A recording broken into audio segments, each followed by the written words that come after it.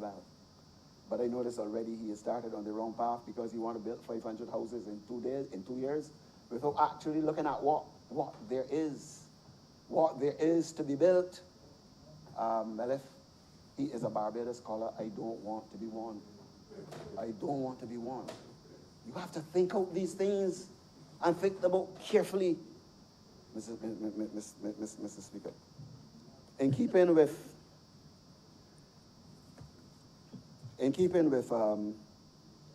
the initiative that I took years ago, where not only for St. Andrew, when I was in another dispensation, when I was Minister of Public Works, just like what we are doing in St. Andrew with respect to the Ermy Bourne Foundation, or rather before I mention that, I would like members to know that we have set up a foundation.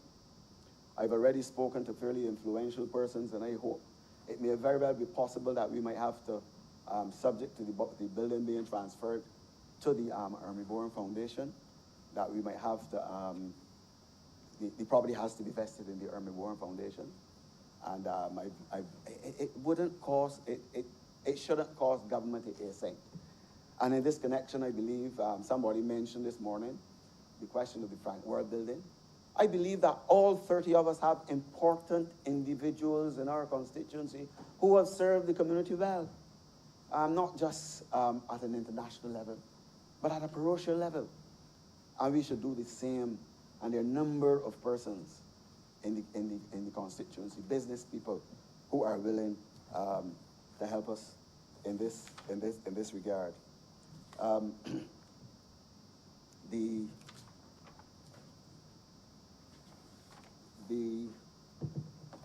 I said that in an early dispensation, I had done a similar thing with respect to the renaming of the roundabouts after important people. And I would like to see the same thing happening.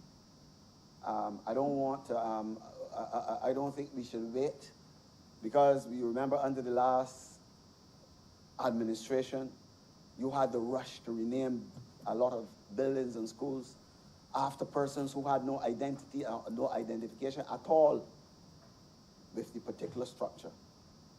It is what it is, and obviously we can't go back there. But I think that we should look at areas, and in this connection, I have my own suggestions, in addition to the suggestions which are before the ministry with respect to the acquisition. Certain of my initiatives, like the acquisition of property owned by Rihanna, the property owned by the former Speaker, former Prime Minister, the Right Excellent Eric Barrow. But in my own constituency, I grew up in Orange Hill, in St. James. Nowadays, I guess that sometimes when we say we grew up in a place, we don't want nobody to know because of what is taking place, that we come from there. I have a friend that come from Black Rock, and he don't like people to know that. But I identify with Orange Hill. But my father before me, I remember, used to talk about famous headmaster, Chappie Crick. And he had 3 sons, 3 children, who were headmasters of educational leading secondary schools in Barbados and Jamaica. And he revered Chappie Crick. And I hope the Minister of Education is listening, because I don't want to hear that the St. Silas School is renamed after Kenny Best. I'm serious, because the Chappie Crick Primary School, I want to hear that. I'm telling you, the roundabout in St. Andrew, I must say that I got licks for that, because they said that I put a roundabout in St. Andrew and only 5 or 6 cars pass there. But the important thing is the roundabout is there, and it's serving a good purpose. And Father Gatherer lauded me for putting that roundabout there. So I want to hear about the Father Gatherer roundabout. Corbin's Village indirectly is after a man named Homie Corbin, but nowhere is that information readily available. So I want to hear about the Corbin's Village, maybe the Minister of Public Works. We have a new Minister of Public Works. I don't even know the ministers now, because there are so many. I can't hear. There are new ones too. Minister of Public Works, maybe the leader of the opposition who normally keeps these things in his head, because he keeps so much things that he shouldn't keep in his head. He knows how much time, many times I speak in this parliament, but I'll tell you, I only speak in this parliament when I have something to say, because 90% of the times he gets up to speak, he could sit down. But I am not speaking unless I have something to say. But you were on good ground when you were talking, except that you should not refer to the member for St. Andrew. If you have something to refer to the new Minister of Housing, you refer to him, because you were saying that he was very short, and I am shorter than him. King Street, Lester Vaughan, and I think that the member for St. Thomas. I hate to interrupt the honorable member while he's in his floor. Obviously, he listened from outside of the chairman, he misunderstood something. I was not reflecting on the fact that he spoke very little, because I understand quite clearly in his wisdom he speaks only when he has something important to say. I was seeking simply to caution the new minister, don't speak unless you have something to say. And that something makes sense, like 500 houses in 2 years. Thank you for that clarification. I really wanted... you can turn off your leader opposition. You can continue, honorable members. I wanted that clarification, you know. The roundabout at Lancaster. Lionel Craig, I recall as a little boy, we used to worship Lionel Craig. Some of us don't even realize that we are being worshipped by some of the little boys and girls in our constituency. I mean, we just love that. We just love that man. It's true that we see him a little, the older you get, I guess that people, even his political adversaries would try to paint him a little different. But Lionel Craig, I'm telling you, as a schoolboy, was like a god to us. And we worship him. And I remember one year, we had to go, my youth group, because I was very actively involved in youth groups in those days. And we had to go to Trinidad to some function, and we didn't want Lionel Craig to know, because we had something coming up the following month, and we wanted to attack him for that visit. And I sitting down at home one day, and Lionel Craig turned up with a check. He said, "Well, I know you went there and you're hiding something from me, but anyhow, I still making a contribution to the trip." That is the type of man he was, and that meant a lot to me. That meant a lot to us. And I would like to see that roundabout at Lancaster being renamed after Lionel Craig. The road, Rock Hall Road, you know, we have our own heroes, not only the people who might make us proud internationally, but the local heroes. I don't know for you, Mr. Speaker, but there are some people that I used to tell myself I would like to be like him. I recall a fella went to Combermere School, and when he went to school, he was in sixth form. And his name is a guy, Paya Brooms. I don't know if many people would know him, certainly not in this chamber. And he was an athlete. He used to play first division cricket. And he went to sixth form, and he did well. And, you know, I did my best to be like him. I went to sixth form. I played cricket for Combermere. I was a Barbados athlete. The only thing is I didn't do well like him. And there's people like that one remembers. And in Rock Hall, there's a man named Hilary Beckles. You all know him by the name of Sir Hilary Beckles. And the people in Rock Hall are proud of Sir Hilary Beckles, his achievements.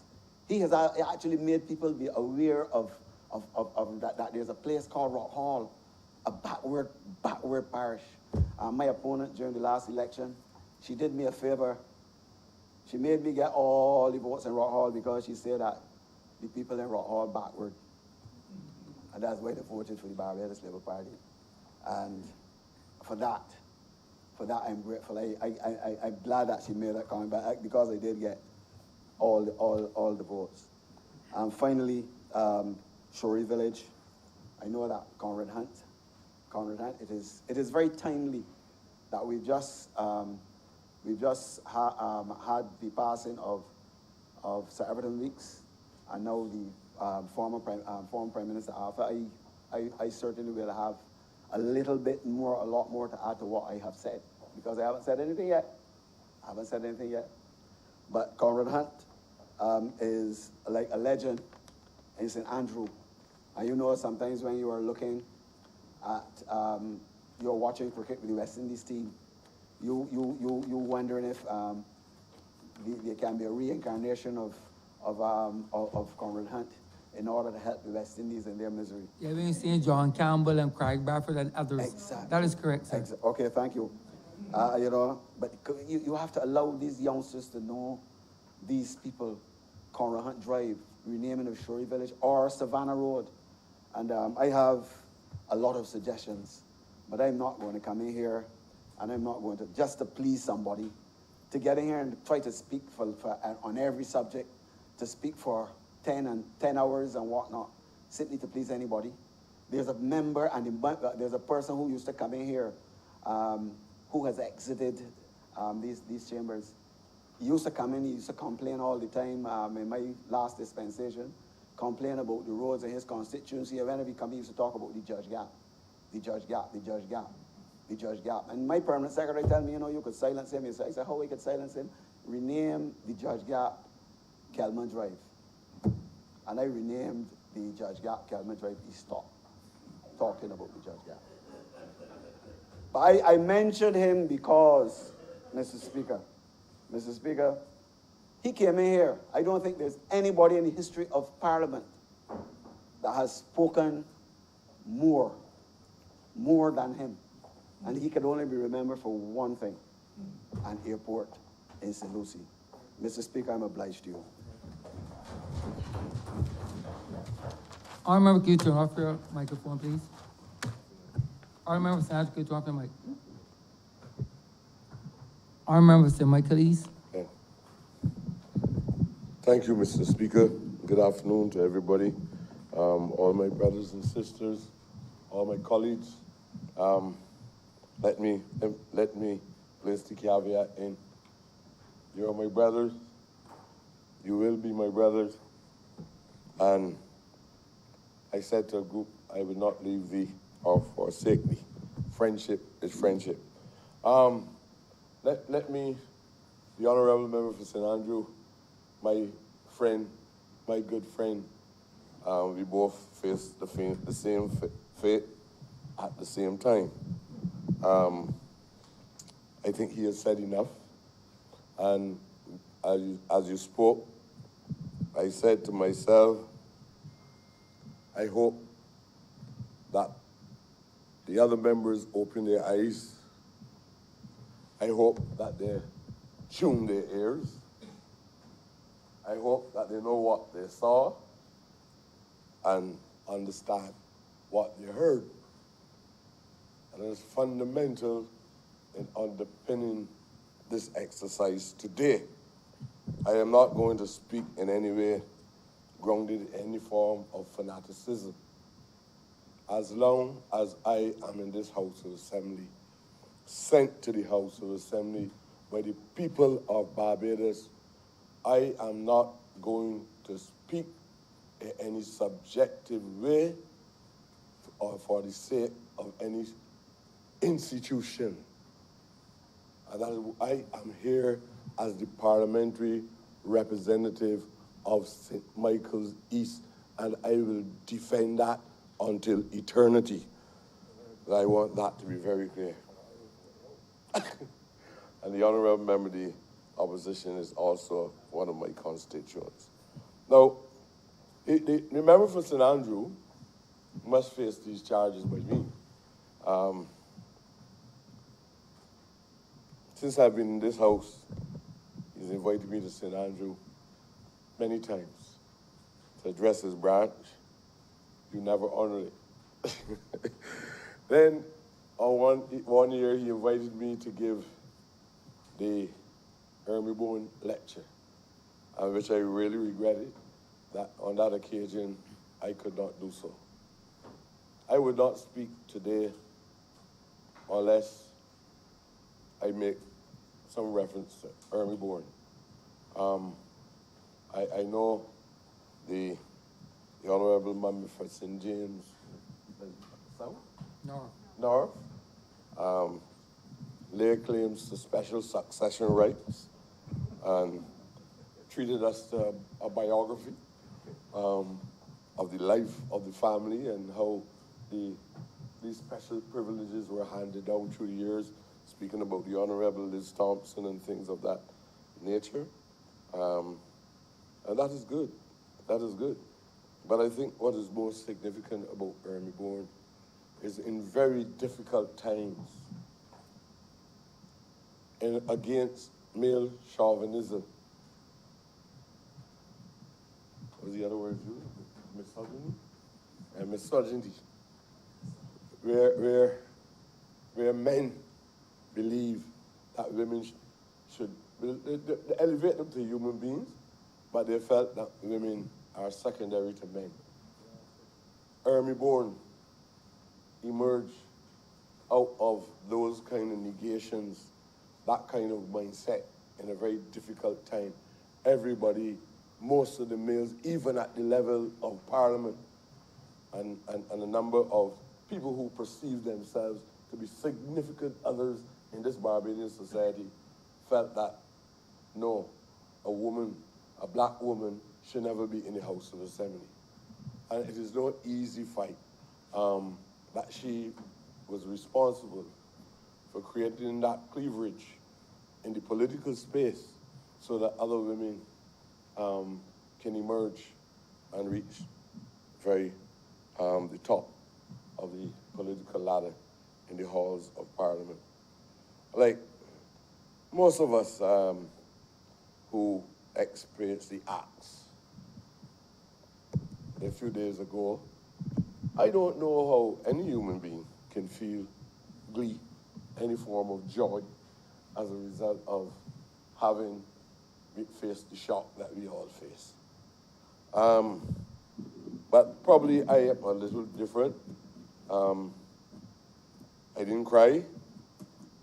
I didn't agonize over it because I always believe that there's a future ahead. And my mission, nobody can truncate my mission, what I intend to do. There are a number of people in this country, which one of my friends once described as white shadows. These people hide in the dark and do all types of illegal things in this country.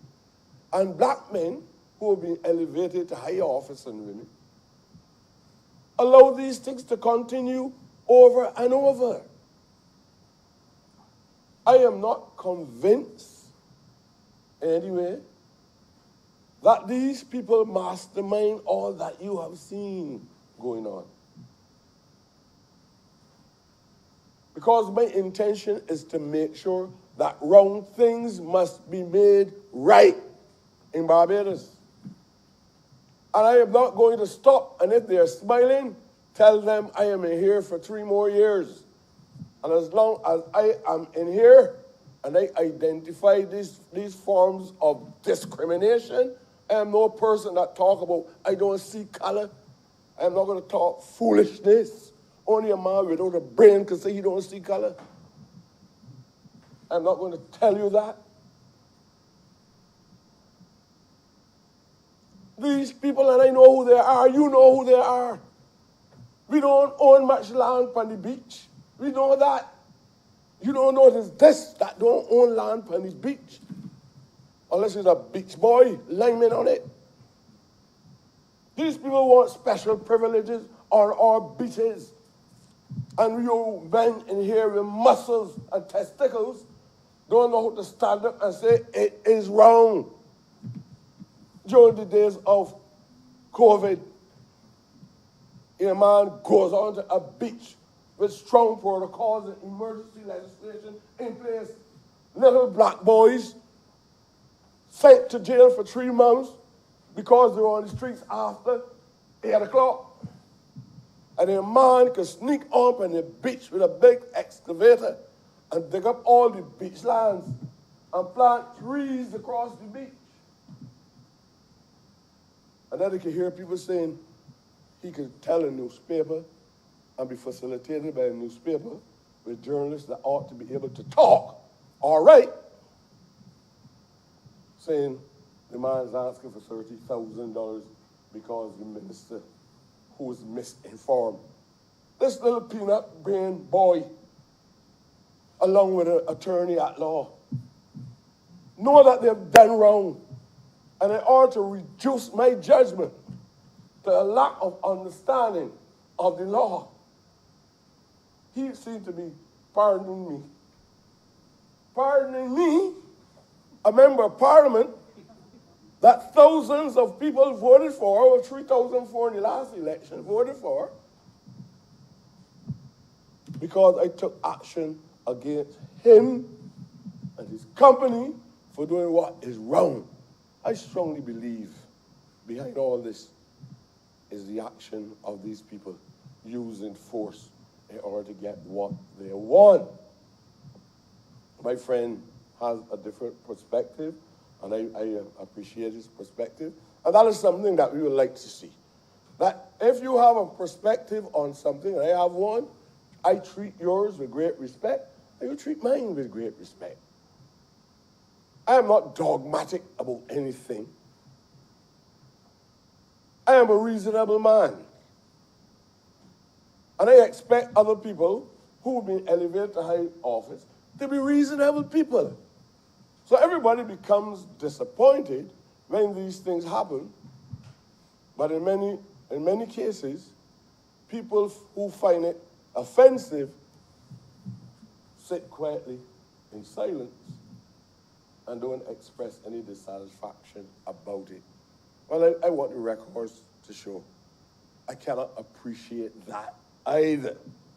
I am not going to go into everything now, but that beach struggle is not over, and it will never be over as long as I am alive. And I said it to them before, whether I'm a minister or not, any time you go back on the beach and do it, it will move from being legal and social to a political battle without having to ask for any partisan support. It is not going to happen here. The same individual is now operating an illegal quarry. In the meantime, we are putting pressure on Jose, and other scrapman for doing the things that they're doing, and this man is operating illegal quarry in this country at present. And you want me to be silent on that? It is not going to happen. Some people accuse me of playing a quasi-judicial role because I saw the wrong. I also know the behavior at the level of the judiciary. I did nothing wrong. It was a practice, but I think it became an issue because you all were seeing black and white. Not justice, you all were seeing black and white. So as long as a white man has to pick up race on the beach for doing exactly what other black boys do every day and are forced to pick up race, accustomed to it, is a common practice between at least two ministries. Two ministries. All of a sudden, it was front page news. And I personally believe that all of those forces decided that this must be the end of this Minister of the Environment. Well, I'm sorry. I'm sorry, Barbados. If you expect anything different from me, it is not going to happen. So you can reduce me from minister to cash boy. If you can so bring back such a post, it is still going to happen.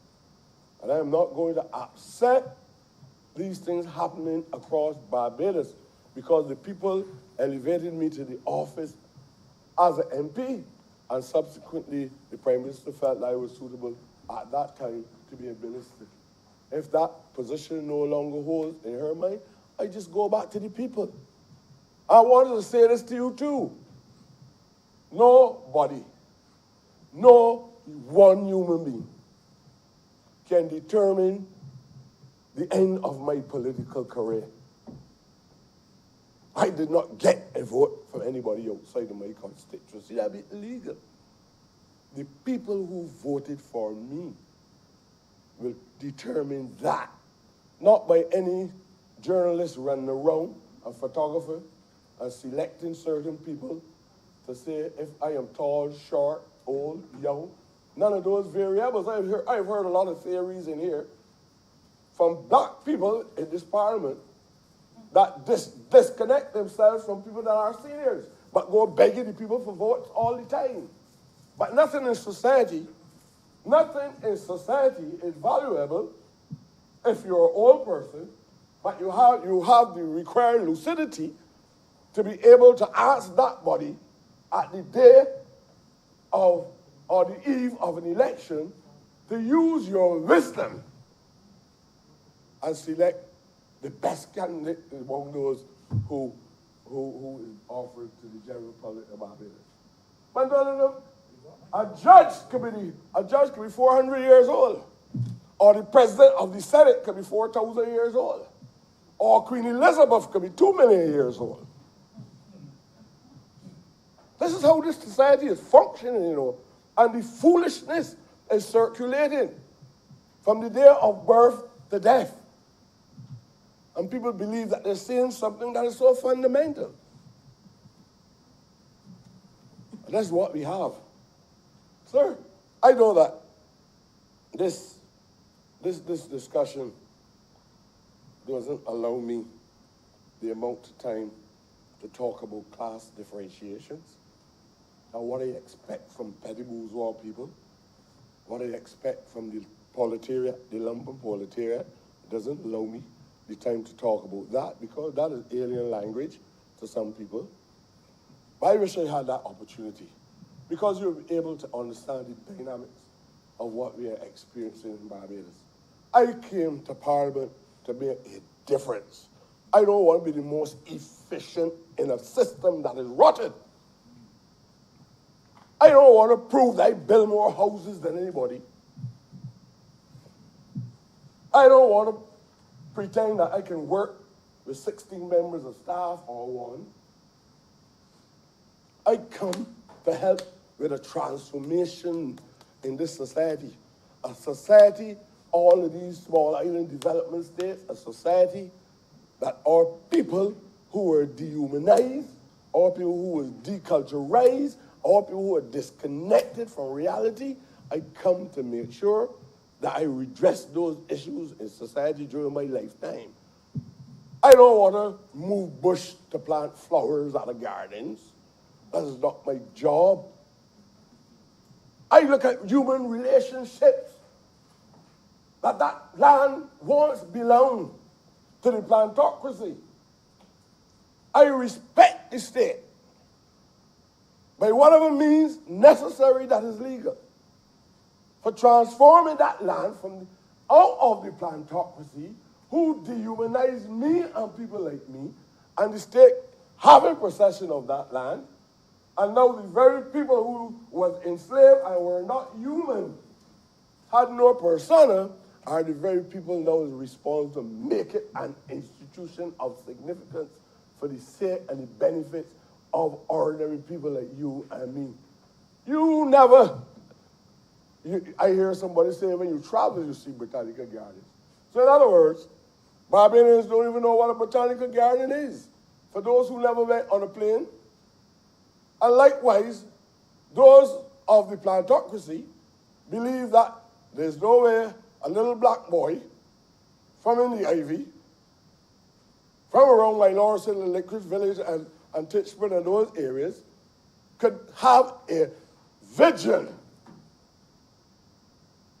to transform it from a plantation to a botanical garden. Same land space, 254 acres, and the piece that they now acquiring. A little black boy has a vision of what constitutes the botanical gardens. I understand the social relationship between me and my type and those who ran it before. And this is no indictment based on any form of contempt. This is a reality. And if you don't talk about the reality, then you continue to go around and round in circles and you don't understand what is happening. You had a lot of mysterious latent agents determining where you should plant Bonavis, where you should plant slip. And even when you plant slip, the mentality between them and the plantation manager believe that the only vision that a black man can have for it is to plant potatoes and yams. So people accuse me of planting potatoes, and there's no potatoes up there. None. People felt that I should have a body of persons, probably from one of these societies in Barbados, with people who don't have much to do on a daily basis, that can take the leisure time and walk around and learn the names of each flower, and they perceive themselves as scientific and as visionaries, and they know how to transfer the physical space from a plantation to a garden. These are the people who had the horses on the land, you know. And I'm not talking about the black men there, you know, that mimicking the body. I'm talking about that. These are people who walk, when we walk and they had a whip, we had to run without shoes, and they had boots up to their kneecaps. So they had a horse, we had a mule and a donkey. I'm talking about relationships. That is how I see biodiversity. That is my perception of it. That is what I see. When I go up in there, I know which tree, and I ask the experts. They tell me which tree came from Europe. They tell me which tree comes from Africa. That is my concern. Because in that botanical gardens, I want to make sure that some trees from Africa, and I was glad that the Prime Minister and others brought some seedlings and seeds as well from Kenya. But I want to be able to go up in there and say, this is the African tunic, this is the baobab tree. I can make my people proud and give them some understanding that we live in a civilization. It had an ecology like all other ecologies long before slavery. Or not these people that distort history and make us believe that we were always less than human, because it's that ideological rationalization that they've used and still continue to use through the education system to make us feel a sense of inferiority and incapability to do the things that are so required in the garden. I was trying to see if I can bring back different species to the garden. I was trying to see if I can bring a kind of indigenous art to the garden, the iron art that was done by Bannister. Trying to see if I can reconstruct a donkey cart so that when you come to the gardens, you can tell a story. This is how we traveled before. Not only to do work, but sometimes a man and a woman will journey into Bridgetown well-dressed, sitting on a donkey cart. I was arguing for the restoration of donkeys in the country. And with a little spice, I refer to restore an ass back to the gardens itself. But these people don't want that. They want something that they can carry up to, what's the place name in England every year that they go? Chelsea. So I didn't even know where Chelsea is. Off me Chelsea Road. I didn't know that. So this boy was not suitable for the job. And I wish the Honorable Minister well. I really do. And I hope that at least he does not distort. He does not distort a vision, in my view, and in most people's view, of our type, of what we need to develop in the gardens. I did it with equivalent to no capital. I did it by asking corporate businesses to help, because I had to get the job done. I did it by asking people to come and do it without pay. in that gardens. And I felt that I was doing something of significance, so I would journey to the gardens almost daily because it was a place of peace, and that is what it ought to be in general for you and for anybody else here. You got a garden, maybe you got a little extra land, from the 4,000 square feet of land, you got that. What botanical gardens you can have? You have to have something to plant, some carrots, some beets, a little lettuce in the back, and it's called it backyard farming. So the program of backyard farming don't come to them, they come to us with the backyard farming program. But when you put me in charge of 254 acres of land, I'm gonna work magic down there, man. And if I had a mattress that anybody was doing it, I sleep down there. Well, it's about a transformation. Well, other activities would occur, of course. Other activities would occur. But I mean that. I really mean that. That you have to be able to feel an integral part of the development of that garden in itself. It is for research. I go there, I read. I go there and sleep. I walk through it. I exercise through it. I take friends there, hear their views on how we should move forward on the development of it. So I had that attachment to it. Not that I can't let go, because I'll still be part of it. I'll still be coming through there. I drove through there with my friends up there yesterday. With no malice in my heart, Minister, in any way. I am not a paper doll. I am not a paper doll. I don't get envious of anybody. All of us have been given an opportunity to do this work. All I need is for people to understand what I've been doing and don't try to say things sometimes to make it sound as though he's a stupid little boy spending so much time with the botanical garden. And I thought that you'd be happy to know that a minister is on the site. Not a minister sitting down behind mahogany and looking up in the top of the office and seeing 630 lights spinning like when you do the old house assembly down the road, chandeliers or shit. I don't even know how to spell that. I better go in the office and go and do certain things. And if there's nothing else to do, I go on. So I end up in the sanitation.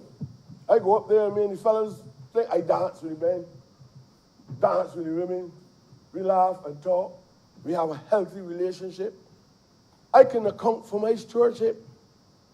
I only speaking about the gardens, but I also did work in collaboration, not even with a man of my complexion.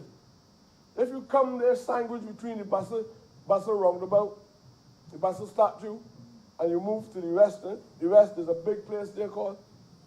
And I work with, I think his name is Mr. Agil. And we transformed that entire area. I went to Oistins. I worked with the MP up there in relation to transforming the Bay Gardens up there. Spending the government's money up there, the taxpayers' money, not the government money, taxpayers' money up there. From black people. When I'm fighting for that word, though. Black people I was spending the money upon. Concerned about the washrooms. I don't play. Any minister here tell you the truth. When they send things to me at my ministry, and you come and tell me you want the beach to be transformed into the hands of white people. No way. It cannot happen. It cannot happen. You had no land, landless people that renting apartments or houses. The state ain't even got the money to transfer the ownership. The state can't construct a house because we broke, these small island states broke back into a form of dependency as a result of the economic struggles that we have to face. Poverty on the increase significantly, far beyond anything that we have seen. Yeah, the unemployment is slavery. But since the abolition, this is one of the highest rates of unemployment and poverty. Put it on the agenda, not trying to come up with micro issues when you are micro solutions, when you are experiencing macro problems. I don't get too elated about I'm thankful, Minister. I'm really thankful for the 3 sugar shacks that I got in the Ivy. I am thankful that 3 people will get some work. I don't get inflated with enthusiasm, right? That overnight I have built for all the last 2 or 2. You think I feel good about that? And all of these people still rushing to me and say, get one for me. Can you get some work for me, Minister? Can you get a job for me at NCC? Can you get a job for me in the Botanical Gardens? We can't sit down and come to a conclusion how glorious it is if we even build 10 shops at less than, what size that is? 2 meters by 2 by 3 meters. 2 by 3 meters or less. The size of the shops. We have built about of 6-inch concrete blocks. We built out a concrete board. Life estimates he dropped below probably 10 years. You think I can feel good that that is all that I have given? I want to be able to see more significant things occurring across the landscape. It's all right to go through, I almost call it orgasm. It's all right to go through a situation where you begin to feel sweet. You feel sweet, and a whole government feeling sweet in 2020 in a modern Barbados because it built 3 units there, 3 there, and 2 somewhere else. Oh, glorious program. What glorious program, what? No disrespect to the minister, because you can only function within the financial constraints which you have to face. But if you could have built 30, I know you would. But tell the people that we are going through difficult times. We inherited it's the truth.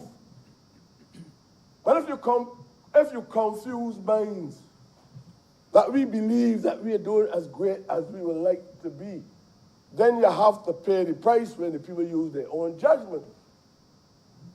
Look, I would love to build 60 more of these units. But this is the amount of money that was allocated to me. And sometimes when I want the money, I had to fight real hard to get the money, although it was voted for in the estimates. Y'all remember has 2 more minutes. You know what? I remember noise between you planes and you helicopters and things. So I just warned you beforehand. You have 2 more minutes, honorable member. Minister, Mr. Chairman, I'm so sorry. Look, our responsibility, and it is in the manifesto. Don't pick out a program out of one ministry, and a program that, as I said, we have massive international influences that are affecting how we do business. Financial institutions, IMF, all kinds of institutions that determine if you want to make a progressive step tomorrow morning. Let's say you blacklist you, pull back. You got to come up, sit down, and as big as you are, that you're autonomous, you got to sit down and try to do something to please these people. So it's a form of modern slavery. Isn't that we don't have the vision? Isn't that we can't put programs in place? But you also have to put the programs in place that some sovereignty that consider itself to be superior to all other states determine how much money we spend, how we spend it, if you get an airline from this place, if you don't. Sometimes when you got the problem with the COVID and you need the testers or anything so, another countries hold on when they hold on. That's how we have to live, sir. That's how we have to live. Our duty is more complex than looking at simple things and rejoicing that we have done things that are fundamental. The journey ahead is going to be rough. If you don't accept it as rough and you just want to conform to its dictates, you will have a record of contributing nothing. You're going to have to come in confrontation with a number of systems, a number of institutions, a number of individuals if you're going to make change. You're going to be called all different types of things. if you want to make those changes. There are going to be a number of persons, since you don't have access to sometimes first-hand information, there are going to be people who are going to distort things. I know it. Because one time they want to sell me as a madman. They tell the minister, they tell the representative of St. Andrew that he was in a wheelchair. They talk all kind of things to say we want to commit suicide too. And my son rushed home and woke me and asked me, Daddy, I come home, I getting these messages saying you committed suicide. People do all these things to you. And I was trying to tell people recently did it to Garvey. They say he was dead. You know, Mr. Man, wake up and he's dead. See it in the newspaper front page. A responsible media saying the man died and the man read, you could catch a heart attack. We are here to transform. And you're here to transform in difficult times. The owners of the property, owners of land, some of them don't want to give it up. They make sure that they get the land appreciated over a number of years, and in many cases stolen land, but they push the prices up over a number of years, and if the state wants to buy it for a specific purpose, up price. Some of them buy the land from the state for a specific purpose, and in less than a month want to sell it to somebody for a price that far beyond what they purchased it from the state for. And then nobody wants to take action. I am here with even limited power today in comparison to what I had yesterday or yesterday. But I still have a voice. Right now the voice might be hoarse. I ain't hoarse because I was talking too much, because I went to the dentist, and I drank some peroxide and thing. I was trying to rinse my mouth suddenly. So I end up with these problems. But I'm telling you, sir, I think that I just want my colleagues to be men. I want them to be women, strong men and strong women. I want them to be able to say, right is right and wrong is wrong. No woman even wants a man that don't have testicles. And if you got one, you're still a man. And like they got a lot of people here got one. We have to make changes. The people are watching us. And you know the same young people that they're talking about? They're sharper than you think.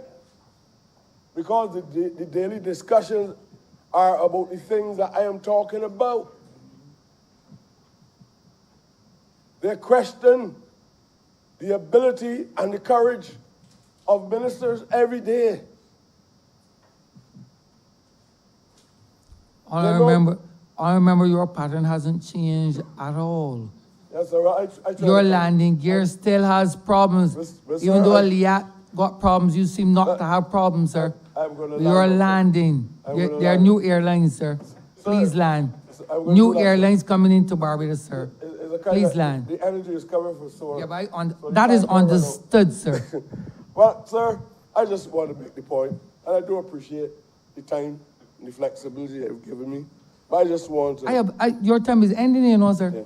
I remember your time is ending. Yeah, so I just want to thank you very much for the liberty which you have given me in order to try to see if I can clarify some of my feelings to the General House Assembly and the people of Barbados. Thank you very much. I remember Mr. Mike Sophie's.